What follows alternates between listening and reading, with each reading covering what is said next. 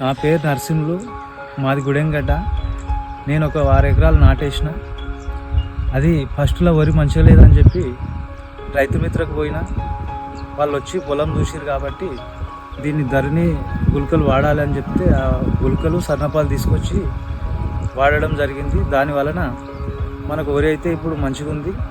6 ఎకరాలు కూడా వరి బాగుంది.